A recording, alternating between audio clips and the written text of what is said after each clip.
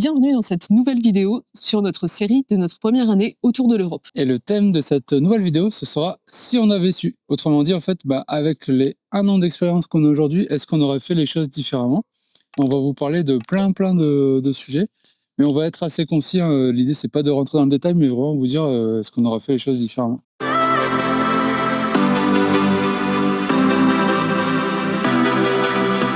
Donc, dans cette vidéo, on va vous parler de la préparation, de l'itinéraire, de notre façon de voyager, vous allez comprendre par la suite. Du véhicule, est-ce qu'on aurait fait d'autres aménagements? Est-ce qu'on aurait choisi un autre véhicule? Des chats. Et du budget.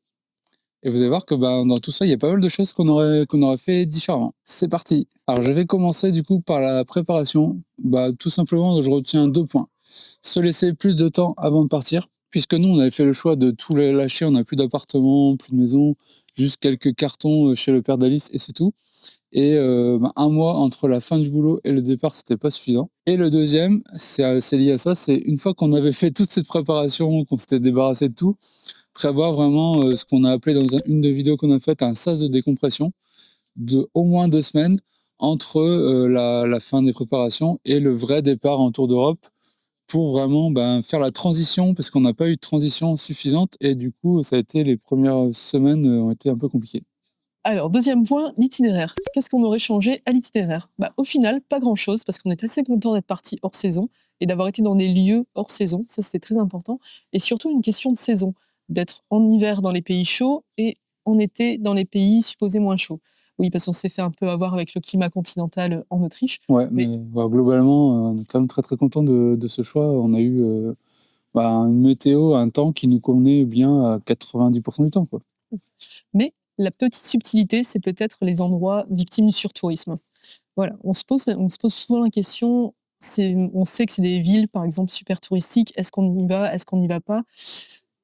Après tout, on est comme tout le monde, donc quand il y a une ville qui est connue ou qui est reconnue, on aimerait bien la voir aussi. Là, je prends l'exemple de Prague, par exemple.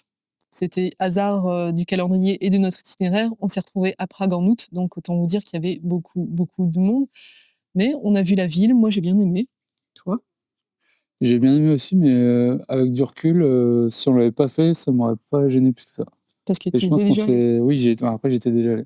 Mais par exemple, Austadt en Autriche, je sais que ça, par contre, après, Ouais. avec l'ayant fait maintenant, on se dit, en fait, on n'aurait pas dû le faire. Enfin, de plus en plus, je pense qu'on se dit finalement les trucs vraiment avec du surtourisme fort, on va dire, on va de plus en plus facilement ne pas y aller en fait. Et l'autre petite subtilité, c'est par exemple en Espagne, on est allé en Catalogne, à Barcelone évidemment, et au final, moi j'ai préféré découvrir l'arrière-pays, les petits villages, enfin même limite jusqu'en Aragon.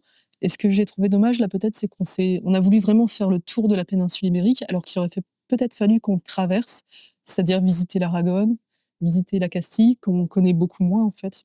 Mais bon, tout ça, c'est avec des si. Idem pour la Suisse, on a un peu regretté de ne pas aller dans certains cantons qu'on nous avait dit comme étant moins touristiques et pourtant très sympas. Mais peut-être pour un prochain voyage. Et troisième point qui est très lié à l'itinéraire, c'est la façon de voyager. Alors qu'est-ce qu'on veut dire par façon de voyager? C'est simplement qu'on s'est rendu compte, peut-être un peu tardivement d'ailleurs, au bout de quelques mois, qu'on était encore trop la tête dans le guidon, qu'on voulait faire trop de choses. Finalement, un peu comme quand on voyageait de façon classique avant de partir dans ce grand périple de Tour d'Europe. Un peu comme quand on était en vacances. Voilà, où on voulait maximiser, on avait moins de temps, donc on voulait vraiment maximiser le temps et tout. Et du coup, ça nous rendait très fatigués. Et voilà, on profitait pas au maximum comme on le fait aujourd'hui et beaucoup plus. Donc ça, c'est quelque chose aussi qu'on retient beaucoup, c'est de prendre plus le temps.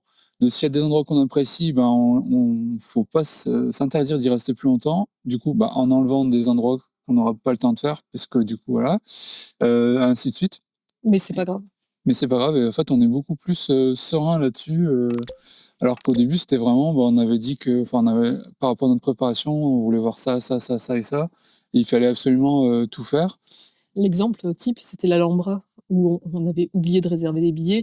Du coup, on est parti limite tout à l'ouest de l'Andalousie avant de revenir, parce qu'on avait des billets et même pas encore les bons pour visiter tous les espaces de l'Alhambra. Un détour de plusieurs centaines de kilomètres, on a perdu du temps et tout, et ça, on l'a regretté en fait. Et on se dit, si ce cas de figure se reproduit, bah, si on n'a pas les billets ou si les choses ne doivent pas se faire pour différentes raisons, bah, tant pis, c'est que c'était pas C'est comme pour ça. cette fois-là. Autre point maintenant, l'équipement. Alors là-dessus, on n'est pas d'accord. Timothée explique. Alors, l'équipement et le véhicule de façon globale. Donc, est-ce qu'on aurait changé, du coup, avec l'expérience qu'on a, est-ce qu'on aurait pris un autre véhicule et un autre équipement? Pour moi, oui. Puisque moi, j'ai sous-estimé mon besoin de confort, de place. Pour 1 an, ça aurait été suffisant, le petit fourgon. Mais là, je me dis quand même, de plus en plus, j'ai besoin de plus de confort, d'espace. Donc, avec du recul, si je devais refaire le projet, je prendrais plutôt un petit camping-car. Alors, je sais qu'il faudra faire d'autres concessions, hein. Il y a plein d'avantages, le petit fourgon, notamment de pouvoir aller dans les villes, les petites routes et tout. Mais pour moi, je préférais avoir finalement plus de place, plus de confort.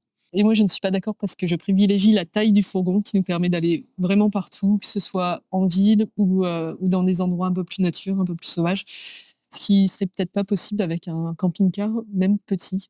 Donc Ouais, voilà. on ne saura jamais parce on va pas changer pour maintenant, ce serait trop compliqué. Et si, et si. Et deuxième point, sur l'équipement, ça c'est un point, alors quel que soit le véhicule pour le coup, là on se rend compte surtout depuis qu'on est en Grèce, qu'on est un peu trop juste en niveau énergie.